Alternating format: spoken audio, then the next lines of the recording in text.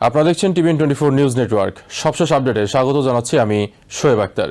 কাতারের সাবেক আমির Sheikh Hamad bin খলিফা Al Thani মারা গেছেন।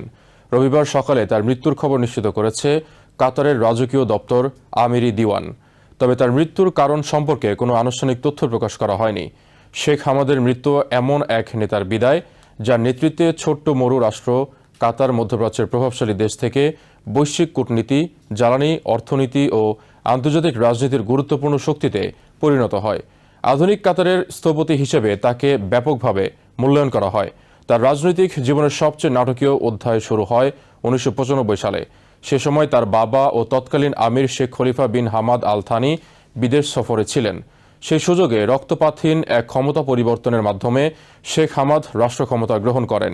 উপসাগরীয় অঞ্চলের রাজতান্ত্রিক রাষ্ট্রগুলোতে এমন ঘটনা বিরল হলেও তিনি ক্ষমতায় এসে দ্রুত নিজের রাজনৈতিক অবস্থান সুসংহত করেন এবং প্রশাসনিক পুনর্গঠন শুরু করেন।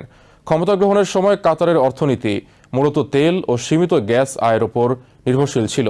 শেখ হামাদ বুঝতে পেরেছিলেন দেশের প্রকৃত শক্তি লুকিয়ে আছে গ্যাস ক্ষেত্রে। তার নেতৃত্বে তরলীকৃত প্রাকৃতিক গ্যাস এলএনজি শিল্পে নজিরবিহীন বিনিয়োগ শুরু হয়। নতুন রপ্তানি টার্মিনাল, উৎপাদন কেন্দ্র এবং আন্তর্জাতিক জ্বালানি অংশীদারিত্বের মাধ্যমে কাতার কয়েক দশকের মধ্যে বিশ্বের অন্যতম বৃহৎ এলএনজি রপ্তানিকারক দেশে পরিণত হয়। এই অর্থনৈতিক রূপান্তর দেশটির মাথাপিছু আয়, বৈদেশিক বিনিয়োগ এবং রাষ্ট্রীয় সম্পদ উল্লেখযোগ্যভাবে বৃদ্ধি করে। শুধু অর্থনীতি নয়, আন্তর্জাতিক পরিচিতি গড়তেও তিনি দীর্ঘমেয়াদী পরিকল্পনা নেন। তার সময়েই প্রতিষ্ঠিত হয় আল জাজিরা। আরব বিশ্বের প্রচলিত রাষ্ট্র নিয়ন্ত্রিত সংবাদ পরিবেশনের বাইরে গিয়ে এই সংবাদ মাধ্যম নতুন ধরনের সাংবাদিকতার সূচনা করে এবং অল্প সময়ের মধ্যেই আন্তর্জাতিক প্রভাব অর্জন করে। এর মাধ্যমে কাতারের কণ্ঠ বিশ্বমঞ্চে আরও জোরালোভাবে পৌঁছাতে শুরু করে। পররাষ্ট্রনীতিতে শেখ হামাদ স্বাধীন ও ভারসাম্যপূর্ণ অবস্থান গ্রহণ করেন। একদিকে কাতারে আমেরিকার সামরিক উপস্থিতি ও নিরাপত্তা সহযোগিতা বজায় রাখেন, অন্যদিকে ইরান সহ বিভিন্ন আঞ্চলিক শক্তির সঙ্গেও যোগাযোগ অব্যাহত রাখেন। একই সঙ্গে লেবানন, সুদান, ইয়েমেন ও দারফুর সহ বিভিন্ন সংকটে মধ্যস্থতার উদ্যোগ নিয়ে কাতারকে আলোচনার টেবিলে গুরুত্বপূর্ণ পক্ষ হিসেবে প্রতিষ্ঠিত করেন।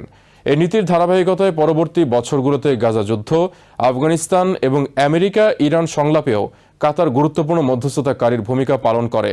তার শাসনামলে কাতার আন্তর্জাতিক ক্রীড়া অঙ্গনেও নতুন পরিচয় পায়।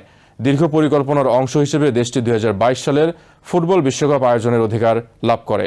সেই আয়োজনকে ঘিরে দোহা ও আশপাশের এলাকায় নতুন স্টেডিয়াম, মেট্রো রেল, মহাসড়ক, আবাসন ও অন্যান্য অবকাঠামো নির্মাণ করা হয়। এসব উন্নয়ন প্রকল্প কাতারের অর্থনীতি ও নগরায়নে দীর্ঘমেয়াদী প্রভাব ফেলেছে। তবে তার নীতির সমালোচনাও ছিল। 2011 সালের আরব বসন্তের সময় বিভিন্ন রাজনৈতিক আন্দোলনের প্রতি কাতারের সমর্থন সৌদি আরব ও ইউনাইটেড আরব আমিরাতের সঙ্গে সম্পর্কে টানাপোড়েন সৃষ্টি করে। সমর্থকদের মতে তিনি রাজনৈতিক পরিবর্তনের দাবিকে সমর্থন করেছিলেন। সমালোচকদের অভিযোগ ছিল কাতার আঞ্চলিক প্রভাব বাড়ানোর জন্য বেছে বেছে কিছু গোষ্ঠীকে সমর্থন দিয়েছে। তার জীবনের সবচেয়ে আলোচিত সিদ্ধান্ত আসে 2013 সালে।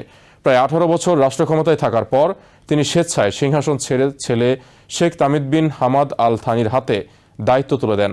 উপসাগরীয় অঞ্চলের রাজপরিবারগুলোতে সাধারণত শাসকের মৃত্যু বা শারীরিক অক্ষমতার পর ক্ষমতা হস্তান্তর হয়। সেই দীর্ঘদিনের রীতি ভেঙে শেখ হামাদ ঘোষণা করেন, নতুন প্রজন্মের চিন্তা, উদ্ভাবনী শক্তি এবং কর্মোদ্যমের জন্য নেতৃত্ব পরিবর্তন প্রয়োজন। তার এই সিদ্ধান্ত শুধু কাতারেই নয়, গোটা উপসাগরীয় অঞ্চলে শান্তিপূর্ণ ক্ষমতা হস্তান্তরের এক বিরল দৃষ্টান্ত হিসেবে বিবেচিত হয়। শেখ হামাদের আধুনিকায়ন অভিযানে গুরুত্বপূর্ণ সহযোগী ছিলেন তার স্ত্রী শেখা মোজা বিনতে নাসের। শিক্ষা, গবেষণা, বিজ্ঞান, স্বাস্থ্য ও সামাজিক উন্নয়ন খাতে তার উদ্যোগ কাতারের আন্তর্জাতিক ভাবমূর্তি শক্তিশালী করতে গুরুত্বপূর্ণ ভূমিকা রাখে। প্রায় 2 দশকের শাসনামলে শেখ হামাদ বিন খলিফা আল থানি কাতারের অর্থনীতি, বৈদেশিক নীতি, গণমাধ্যম, শিক্ষা ও অবকাঠামোকে এমনভাবে রূপান্তরিত করেন যার প্রভাব আজও দেশটির রাষ্ট্রীয় নীতিতে স্পষ্ট। 1995 সালে ক্ষমতা দখল এবং 2013 সালে স্বেচ্ছায় ক্ষমতা হস্তান্তর, এই দুই ঘটনাই তাকে উপসাগরীয় অঞ্চলের সমসাময়িক ইতিহাসের সবচেয়ে ব্যতিক্রমী শাসকদের একজন হিসেবে প্রতিষ্ঠিত করেছে। নিউ ইয়র্ক থেকে সম্প্রচারিত টিভিএন 24 টেলিভিশন বিশ্বজুড়ে বাঙালির কণ্ঠস্বর।